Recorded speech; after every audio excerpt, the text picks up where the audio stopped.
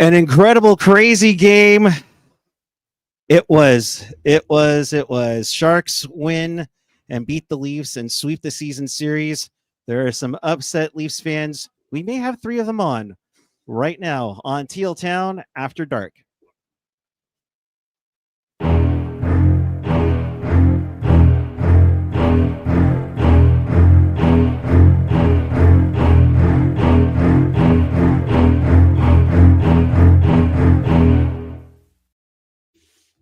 Good evening. It is March 27th, 2024. The Sharks are victorious by a score of 6-5. They've won 2 in a row and the 20th win of the season. So let's talk about it right now here on Teal Town After Dark. This is your live interactive Sharks post game. We do this after every game. So if you want to be part of the show, chat with us and fellow hockey fans all over the world and in Sharks territory on the YouTube page or the app. You can always check us out with gifting normally. A little off tonight because we were all in the building on Blue Sky, Twitter, and Threads. You can find everything at tealtownusa.com. And if you want to support the pod, by all means, hit us up on Venmo at tealtownusa or in the super chat donation. Of course, we will take that indeed. For now, as you can see, I am with AJ and Jules. Right. Okay. Right. Bye, AJ.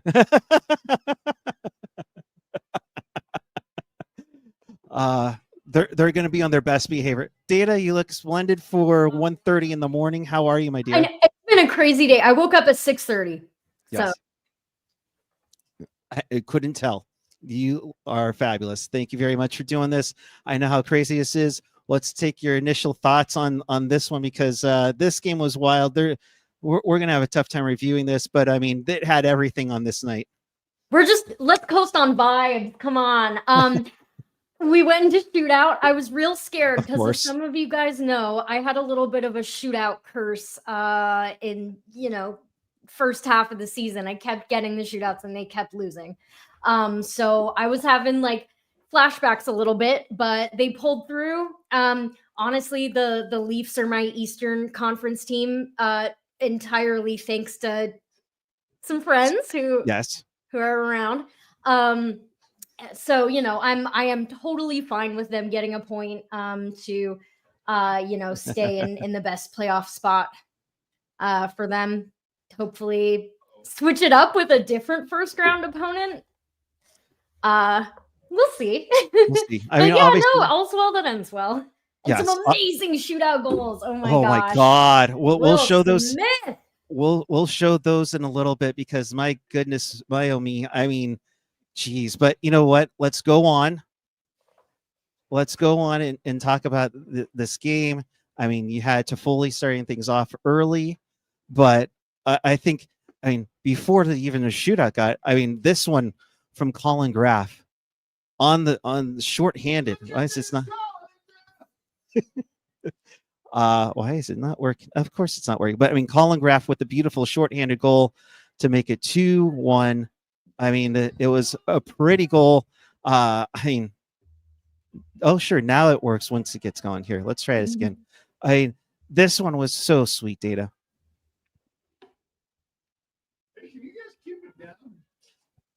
Amazing. And it's nice having fast players who aren't just Noah Gregor. Sorry, no shade. Wow, the shame Leafs indeed. fans know him too. No, I love you. Me? Yes, you're the only Dana we have on the crew. You. I miss you guys. I'm so sorry I couldn't come by. No, we're bummed, but we're trying to make it up as much as possible. Yes.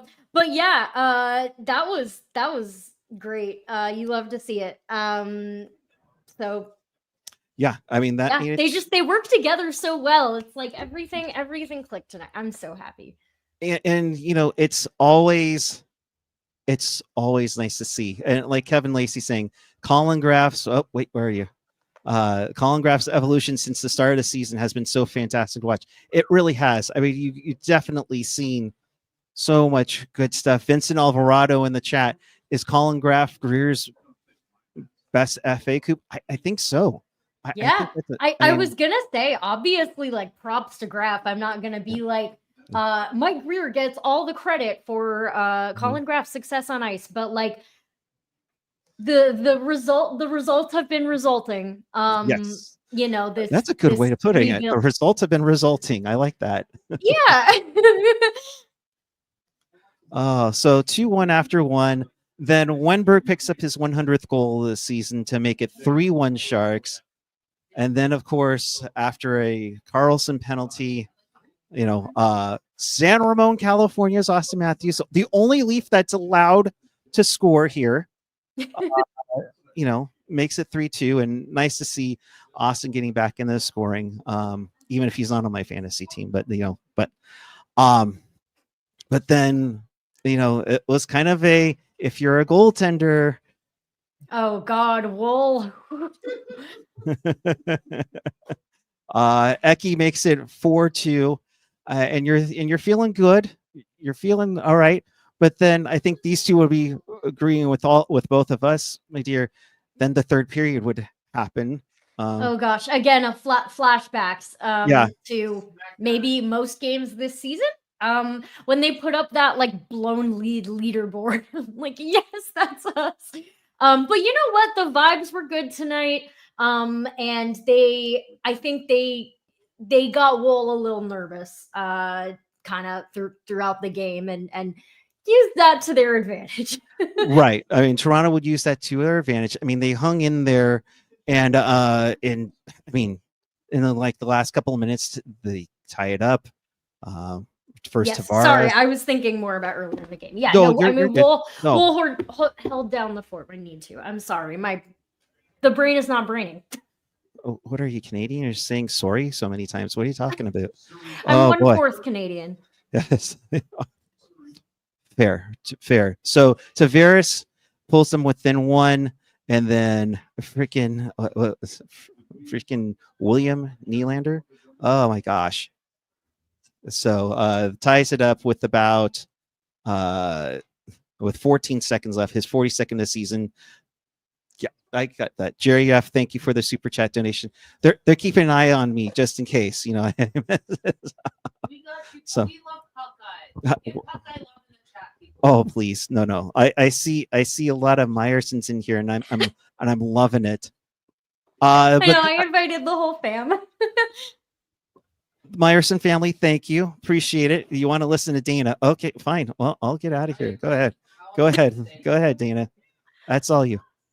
Oh gosh. I honestly, I was gonna say, I find NHL player facial expressions, especially late in games, very interesting, because Nylander has like this big goal with like, what was it, like 14 seconds left or something, and then they cut to him on the bench and he's just like they are so focused. It's funny. Like, I wear my emotions on my sleeve. I don't know, like, no, but I've been a Nylander fan, a Nylander defender, just like our friend Jesse.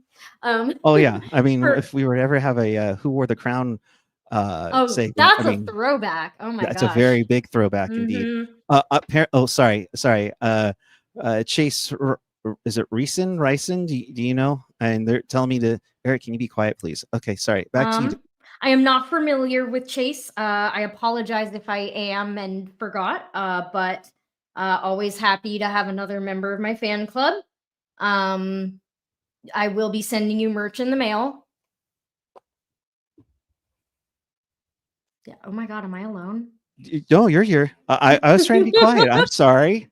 I was just following what the chat was asking for, But that overtime was crazy.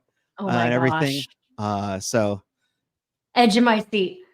Oh yeah, it was great. And you know what? If I was at peace with the Leafs potentially winning, I still would have, been maybe like 10% less excited, or maybe more than 10. But the Sharks don't need the points. Y'all know I am not diehard team tank really ever. I think we're fine. I think we'll get a pretty good draft pick.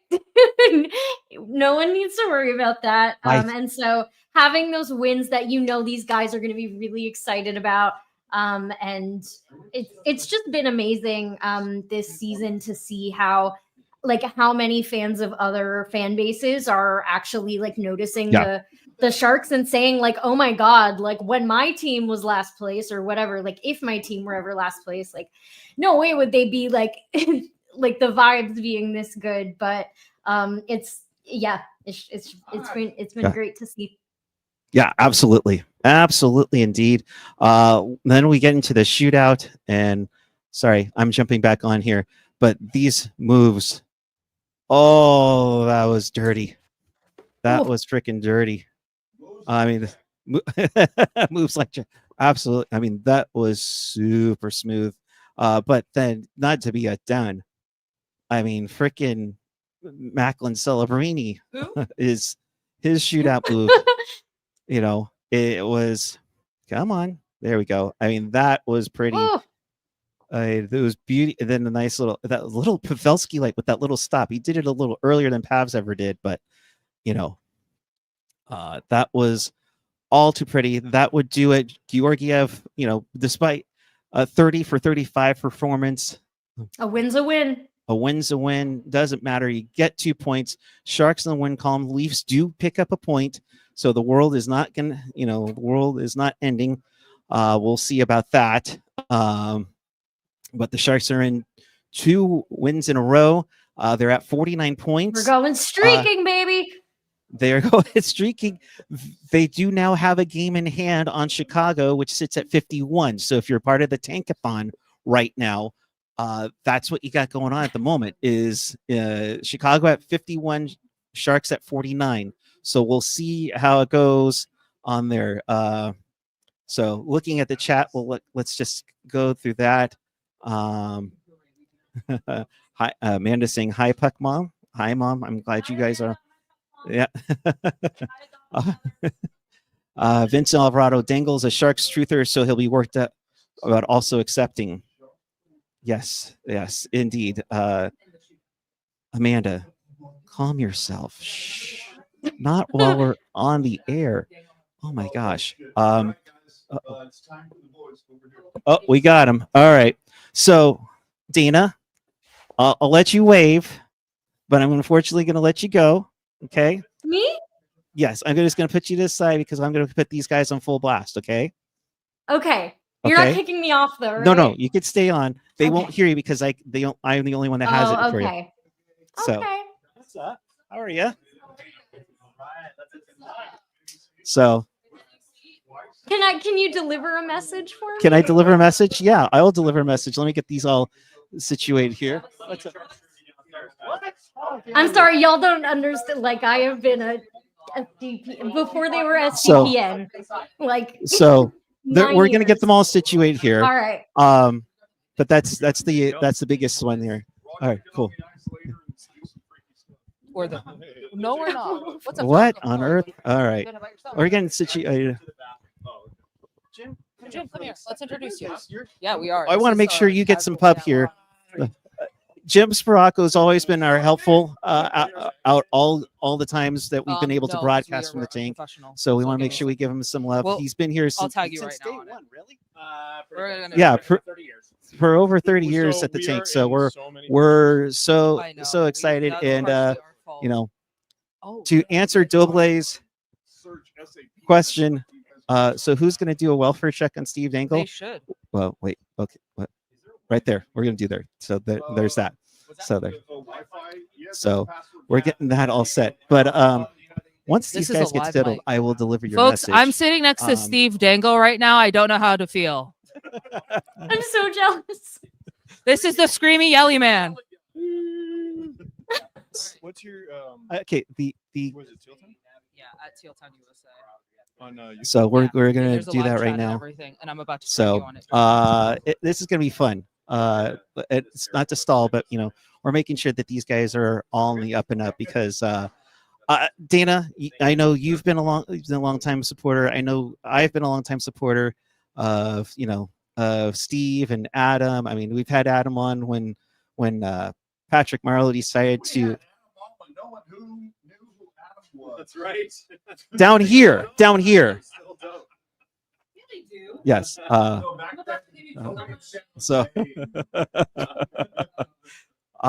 like a tiger saying, "Get the teal room ready, buddy." All right. So, but we're gonna get these guys all situated here. So, but hang on. So, I had Dana alone wants to send a message to the guys before we jump over. Go ahead, jump in wherever. Hey, pick a side. Pick your poison. So, I guess I'll sneak in here. Or no, you'll be in the middle, right? yeah, I'll jump in there. That's fine.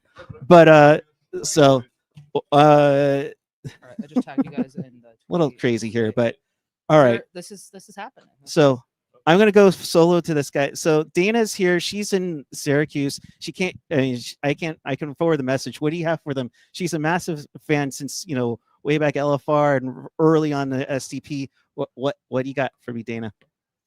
I want to say, Steve, 5 years ago, I ordered a cameo from you and asked you the Sharks. I don't know if you remember, but you did a great job, even though I think you were like, oh, I'm too nice.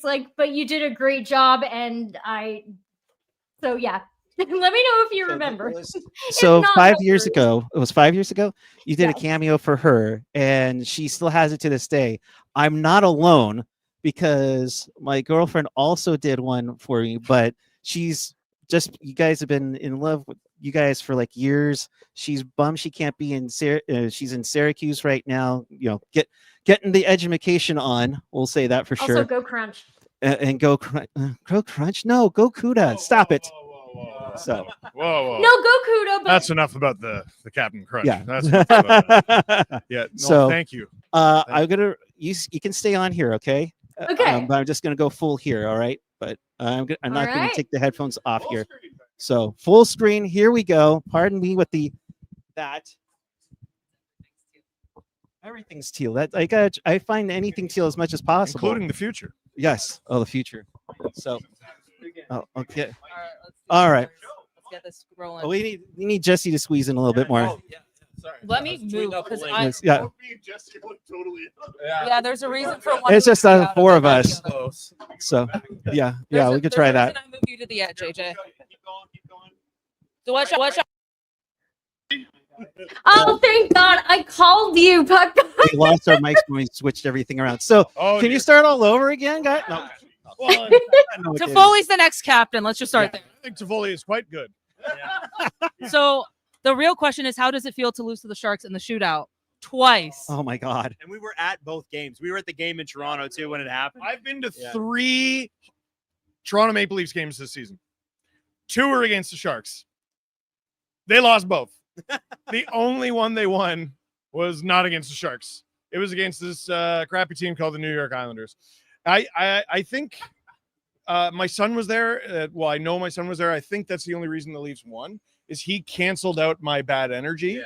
I am just, dude, our live shows or live anything, we just get killed. Yeah. Maybe it's just the 3 of us being together. We haven't been together for a Leafs win this year. Yeah. We have an issue. Are we having issues? Some sound issues? That's okay. What the heck is going on here? Sounds fine to me. No, I think we're okay. Half my family just texted me we're muted. Yeah. Okay. Yeah, I Okay, think we're cool, good. cool. My mother, please stop texting me. We can't hear you. Okay. Thank you. Come again. I want to start with Jess. Okay. You guys have been here for just a few days, but I've seen all these different videos or shots of you, whether it's like you were in the steel Barracuda jersey, you were in the white one, you were wearing the black one, you're wearing this teal one. Yeah. All right. Out of all of them, like which one you're just kind of like, all right, that's the one. For me, it's the gray Barracuda jersey. Really? That's my favorite jersey out of all of them. Barracuda's The incredible. teal is cool because it's classic, and I like that they did this black one with the new circle logo and all that. Yeah. But the teal Barracuda, or the gray Barracuda one, beats everything for me. You gotta like the detail in the striping with the wave. Yeah, I don't even know if you noticed that, Steve. I didn't. I am not nearly observant enough. No, the Sharks, and I'm not just saying that because we're here. No, I'm kidding. They've got to be top 5 like just merch everything in the league.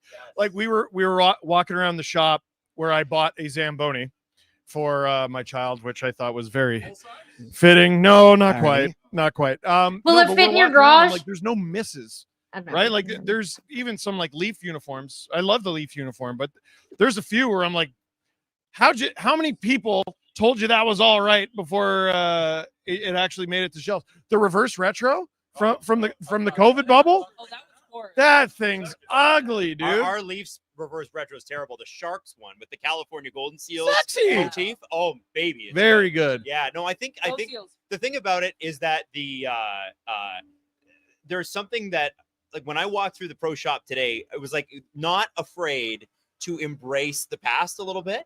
With the Leafs, it's like, no, you can only want like right now. You can't like I don't want any colors, any jerseys, anything that's not right now. And I think probably because there's a lot of years of bad, but it was so nice to see like that, some of those old school teal jackets. And I love, like, I can remember getting into hockey, and the original Sharks jersey is the one I remember. The Jeff Friesen era is what I call it, right? You know, the Mike Friesen, yeah. Ricci original era. That's what they are. Those are the ones that I'm like, oh my God, that's my favorite jerseys, the original. Yeah. Yeah, no, that one's the best. I think. I'm old enough to remember Thornton on the waiver. Oh wow!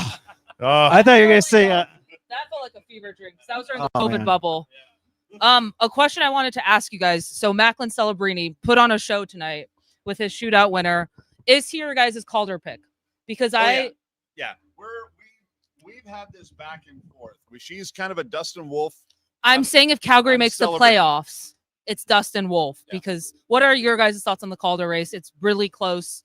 We all know how much Adam loves Montreal. Okay, so Jesse, you've been saying Lane Hudson, right? No, not at all. I'm on. I don't know where you got that from. You're a big Lane. Yeah, Hudson. no, not me. I'm a huge Dustin Wolf for Calder person because I like there is like heart considerations with Dustin Wolf if he drags the Calgary Flames into the playoffs. It's insane what he's been able to do. They're a one-man team, and I think that deserves the Calder. I think Celebrini is the most impressive skater easily in that's a rookie so far this season because he looks so ready. But in terms of what he's done for his team, I don't know if anybody's beating out Dustin Wolf. I mean, it's not the who's going to be the best award, and I think Celebrini is going to be the best. But I mean, I think 60-70% of the time, what Macklin has done this season is good enough to win him the Calder. Dustin Wolf is, like I said, like forget the Calder. He should be getting heart consideration this year. And like I said it. Steve just said that, right? I said it. It was the point you made, and I liked it enough that it's mine now. And Lane Hudson has 50 assists for a rookie defenseman. That's insane. He's on the Canadians, man. So no. Oh, Yeah. all right. So screw that guy. Here's the thing. Here's where I think Celebrini deserves a little bit more respect. Put some respect on his Oh. name. This is the guy. Worst That's team. bringing out the Worst Quebecois. team. Centering a line. It was Eklund, Smith, and Celebrini on the top It's the line. kids. That's Some are not old enough to crazy. drink. They can't drink. And I'm sure they never have. And beyond Tyler that, Toffoli. Not at all. Celebrini missed time this year, right? And there's a difference between like and I love Dustin Wolf and I agree. Like he's a great player. Where my vote for Celebrini is like it's not just that he's a great player or that he's done great things or that he missed 11 games, whatever. This guy's a flipping rock star. Yeah. Like he's all hockey all the time. I have a The man Shark crush on store- this man. Is 300 or 400 Celebrini dolls. Yeah, I got one for my daughter. There you go. Celebrini one for my daughter. There you go. You gotta diversify. We need more than just Celebrini, but I get it. I get it. Every week, the marketing department is like, okay, we can do What do they know? sleepover dolls, you know, little We're mini getting- beds with Toffoli and Smith. We can do Celebrini milk and cookie jars. Like we Oh, the can. milk I and mean, cookies. Doug Bent's taking note right now. I'm just saying. I had a comment from Twitter, and I'll ask you. We'll start with Steve. Which was worse, losing 9-2 to the Preds, losing to a 42-year-old Zamboni driver who works for them, or getting swept by the last place Sharks team? Okay, so the Preds regular season loss, those happen.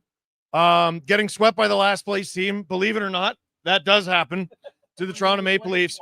But the Leafs are not going to end up on Stephen Colbert because they lost to the Sharks tonight. Oh, which is what Darn happened it. when they lost to David Ayres. That was surreal. Yeah. That was completely surreal. And to this day, Before the trade deadline, also. it was the last game before the trade deadline. It literally stopped their deadline plans in their tracks. It was about 3 weeks before COVID or so. And to this day, it's still my only video to get 1 million views. They had a waiver claim on, or they were going to sign Zach Bogosian, and then they called him and said, "You know what? Don't bother." After that game, because they were like, "We don't believe in this." We are so sorry for being silly enough to think we were worthy. Yeah. Come join us when you can't go anywhere. And then he did. Hold on.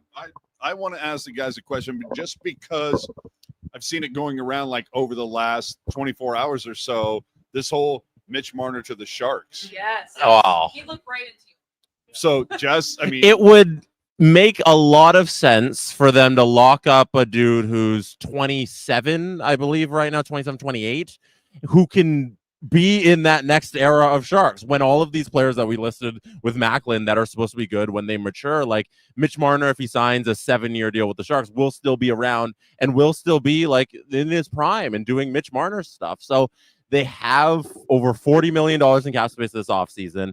If they want to give him the Godfather offer of all of this $14.5 million for 7 years, they're in a position to do it, and it makes sense for them. So I think just logically, people are going to that place. In 05-06, the first year of the salary cap was like $42.5 million. The Sharks have nearly the entire salary cap available to them this summer. There's a lot of potential there. For me, there's obviously a lot of talent on the front end. For me, it's all about the blue line. Yeah. Because Askarov is sitting in there in waiting. Yep. Oh yeah. So that was it's smart. the blue line. So how does this team fix the blue line? Well, I think the first thing you can do is sign Aaron Ekblad this offseason. I think that's a good start, right? And then I think maybe drafting Schaefer. And it's maybe you don't want to draft for position. There are unbelievable forwards available. Porter Martone, Michael and Misa, whatever. yep. But you do have some pretty unbelievable forwards. And if you look down through the prospect pool, and not everybody's going to pan out, right? They also have a bunch of forwards there too.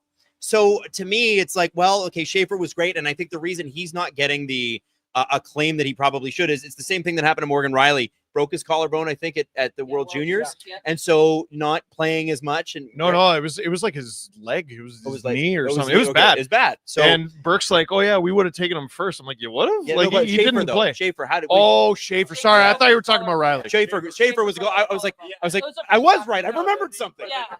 Right. Guys, My you bad, saw my it here bad, my bad. first. Teal Town, USA. Adam remembered something. Thank you. Thank Well, you. Yeah. So and I think it's like maybe so you have Ekblad, you do that. Vinny Desharnais was really, I think, solid for the Oilers in the playoffs last year. I think that's a solid pickup. You know, you get and you can, as the Leafs have done, they told us for years, hey, we can't get defense, we get to defensemen. Oliver Ekman-Larsson, Chris Tanev, and Brandon Carlo in the last 8 months, you can find them. And I think that that's the thing is that Mike Greer has been so great at taking advantage of other teams' problems. Think about Jake Wallman. Think about Cody Ceci, what he was able to do with that. You know, he is really good. Askarov. How did you get Askarov? How did that even happen? Dude. Tomas Hurdle. Yeah, exactly. Oh, Yeah. well, there's that little chestnut. So something I'm kind of not stealing Puckguy's question, but slightly How stealing dare you. Puckguy's question.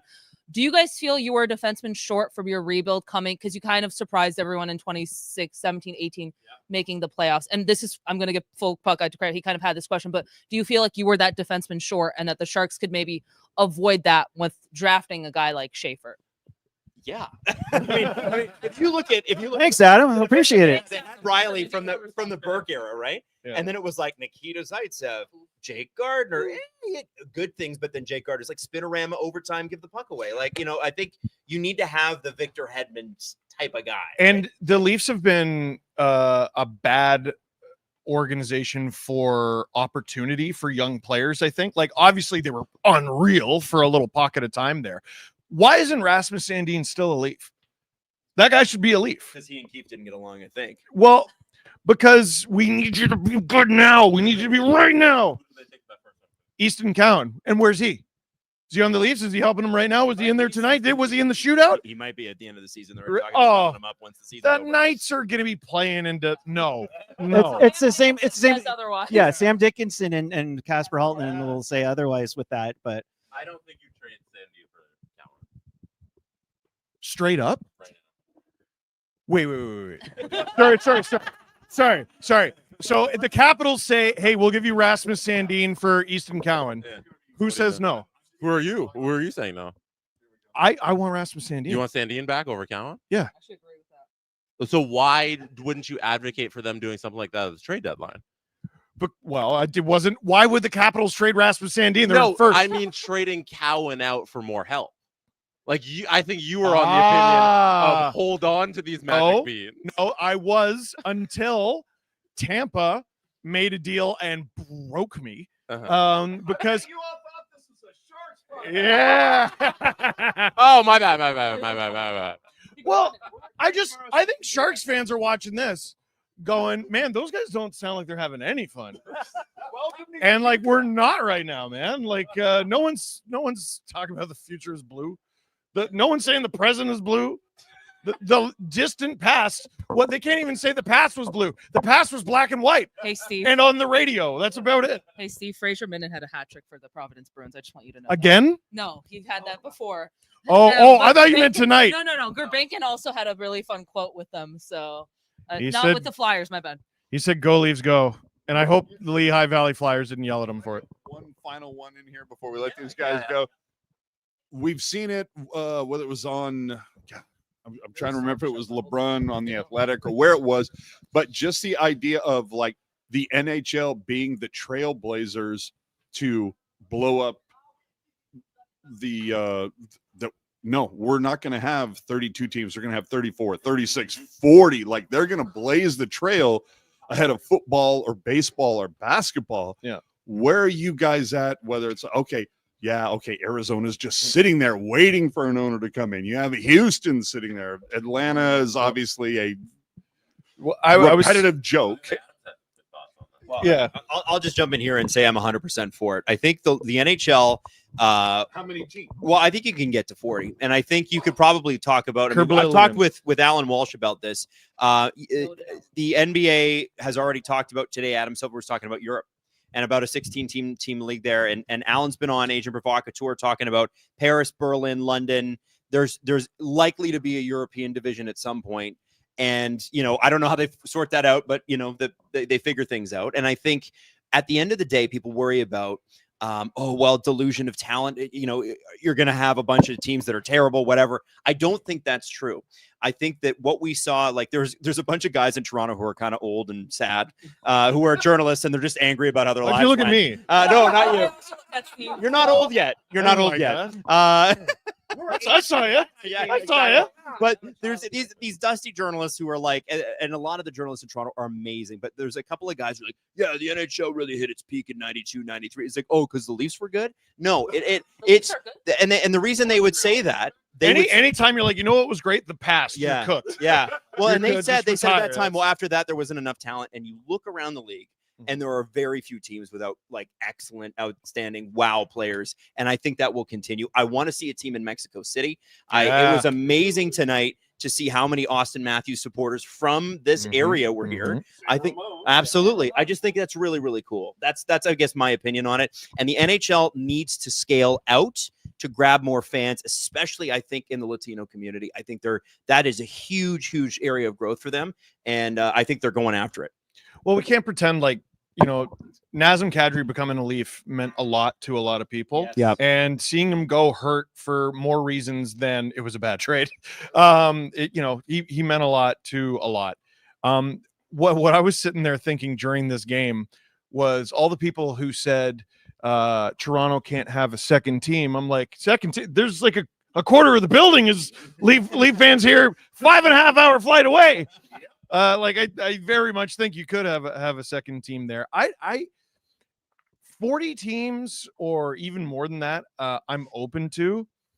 At some point, I'm like, okay, like at what point do you do 2 leagues? And that's when right. And Yeah. you know what? And that's when you'll be old. Damn! Oh boy. Damn! Don't make making me feel so young right now. I just want to say thank you. Some jerk will be talking about you on a podcast. It'll be great. So It'll happen to you. But to your point though, is that it's we've been fans here for the last 30 years, and it's so young. Detroit, it's Toronto. There's like 3 or 4 teams that we walk around the Bay Area.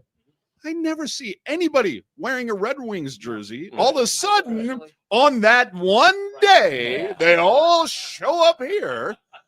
You're like, where did these people come from? And it's the same thing. It's Toronto, it's Detroit, it's not Nashville, but it's There's some Preds fans around for sure. yeah, but Like it's, they definitely show up when the Preds are here, no, but and we I was got at the that Preds game. Wingnuts showing up for that one game a year every time.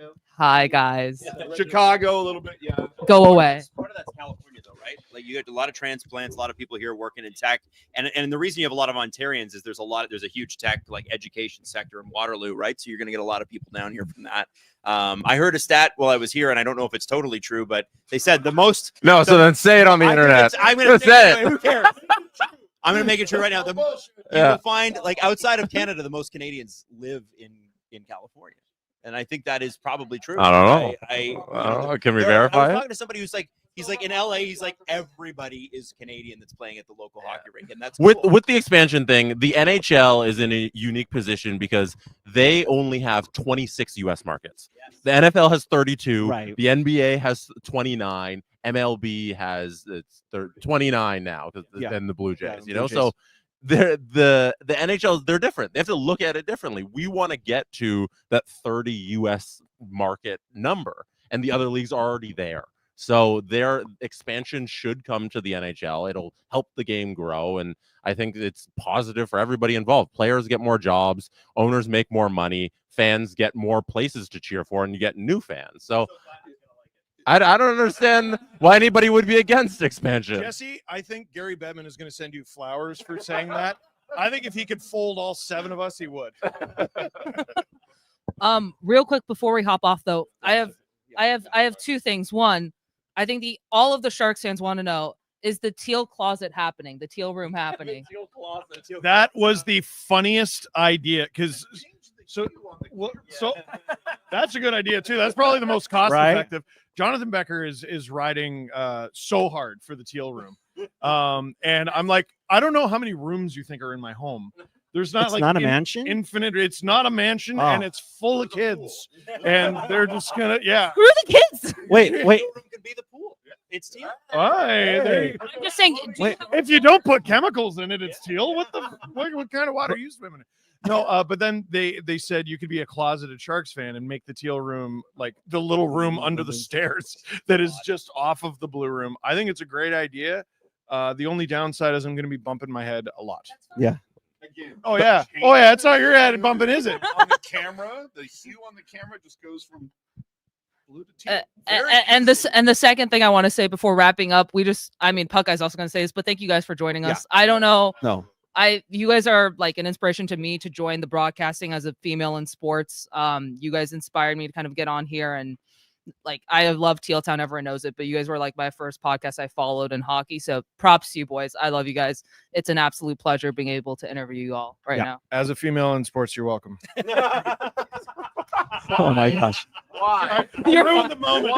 It wasn't until I heard about these guys where I was just like, okay, I need to change my Twitter handle to Screamy Yelly Guy. That's what I want. That's mine. Hey, whoa. No, but seriously, I mean, like we've mentioned before, we've talked to you many times when you guys stole Marlowe from us. Rude. And No, I think we've bugged Jesse many times. I know I bugged the heck out of Steve many times to talk I will be anything sure. hockey. It's an absolute pleasure. I'm so glad you guys in person. I was like, oh, we could do a Zoom call. I mean, why not? But yeah. If the Leafs win the cup, will you come back to San Jose? Like every year. If the Leafs I win the will cup. walk here with the cup myself. Clip that. Clip Someone that. clip that, please. So let's wrap this up because I mean They're gonna technically it's kill still us. 2 a.m. and we need to get out of here too. What are they still doing while they're? Oh yeah. So tomorrow it is we're at Tech CU. We're gonna actually we're here. No, We're yes, here. We're doing a live podcast Live here. pod. So come and watch us. It's free. Just walk in. 1 o'clock. Yeah, right here. Yeah, we're doing it at the ice. It's crazy. We're gonna do right down by the ice, which is cool. And then Tech CU tomorrow, 6 o'clock. We're gonna do a meet and greet for the game. They're gonna watch the Abbotsford game, and then the next day we're gonna see Abbotsford play again. no, it's the Abbotsford game. It's the no, it's the Barracuda There game. you go. But we're in San Jose. So everybody knows that. All right, and then we're gonna watch. We're gonna wear. I'm wearing my Will Smith jersey. Yeah. Jesse's gonna wear his Macklin jersey, I think, and Steve's wearing his Truth jersey. And we're gonna watch the Sharks and the Rangers play that on Saturday night, which is gonna be cool. So a hockey night in San Jose. Ooh, Yeah. nice ending. Nothing like it. So thank you guys. Yeah. I kind of have to steal the thing here so I can end the God damn it, broadcast. Puckguy. Hey, just be quiet, all right? Okay. That way they can Sharks see my win. Steve Dangle shirt. I don't know if you saw the, yeah, it's the old Sportsnet shirts. So thank you for watching. I know it's been crazy. I know it's been That's an awesome, but understatement. that's for sure. Until then, thanks for watching. Keep it real. Keep it teal. Keep it real, teal. Have a good night, everyone. There they all are. See you later, gang.